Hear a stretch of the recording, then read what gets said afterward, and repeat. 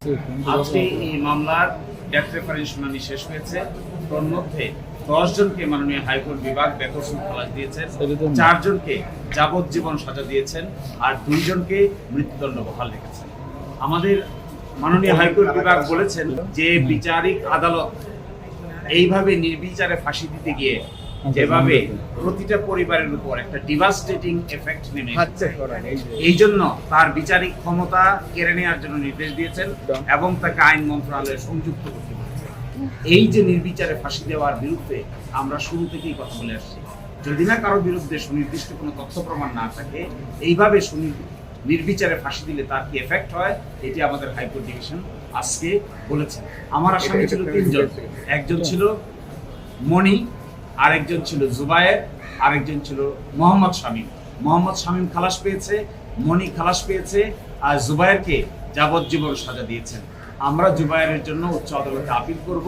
আমরা একটি বড় আর্গুমেন্ট করেছিলাম যে আর্গুমেন্টের জবাব রাষ্ট্রপক্ষ দিতে পারে নাই।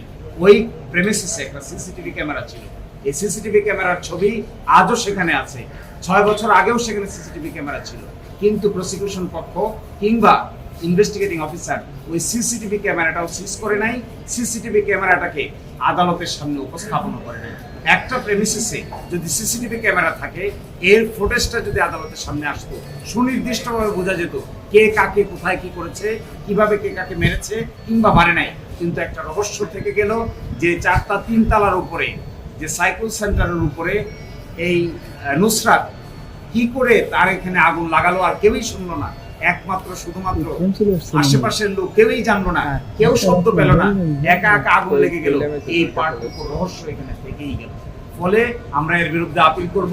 আমরা এক্সপেক্ট করি মাননীয় আপিল বিভাগে গিয়ে এই রহস্যের উন্মোচন হবে। এবং আরেকটি জিনিস আমি আদালতে দরখাস্ত করেছিলাম যে নুসরাত একটি ডাইং ডিক্লারেশন দিয়েছে, এই ডাইং ডিক্লারেশনে একটা অডিও এবং ভিডিও আছে।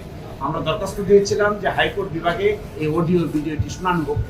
এই ভিডিওটি আমরা দেখি এখানে প্রজেক্টরে আসলে তিনি কি বলেছেন আর কি বলেন নাই। কারণ মৃত্যুকালীন জবানবন্দিতে তিনি বলেছেন 4 জন বোরকা পরা মেয়ের কথা বলেছেন, মহিলার কথা বলেছেন। কিন্তু আজকে দেখবেন সাজা হয়েছে জুবায়ের, সেও পুরুষ, সাজা হয়েছে জাবির, সেও পুরুষ, সাজা হয়েছে শামীম, সেও পুরুষ। কিন্তু মৃত্যুকালীন জবানবন্দিতে বলেছিলেন যে 4 জন মেয়ে, কিন্তু 4 জন মেয়ের ভিতরে 1 জন মহিলার মাত্র সাজা হয়েছে কপি, বাকি 3 জন তো পুরুষ। সুতরাং যে ডাইং ডিক্লারেশন তিনি দিয়েছিলেন, সেই ডাইং ডিক্লারেশনের মধ্যে ছিল 4 জন মহিলার কথা, তাহলে আর 1 জন মহিলা পাওয়া গেল, বাকি 3 জন পুরুষ হয়ে গেল কি করে? এই রহস্য আমরা আশা করি আপিল বিভাগে এগুলো উন্মোচিত হবে। সিসিটিভি ক্যামেরার ফুটেজ যদি আদালতে আনা হতো, আমাদের ধারণা এই মামলার বেসিক গ্রাউন্ড এবং argument could have been different. আমরা আশা করি আমার যে আসামি আরেকজন আছেন জুবায়ের, সাইফুর রহমান জুবায়ের, তার জন্য আমরা আপিল আদালতে গিয়ে বাকি ন্যায় বিচার।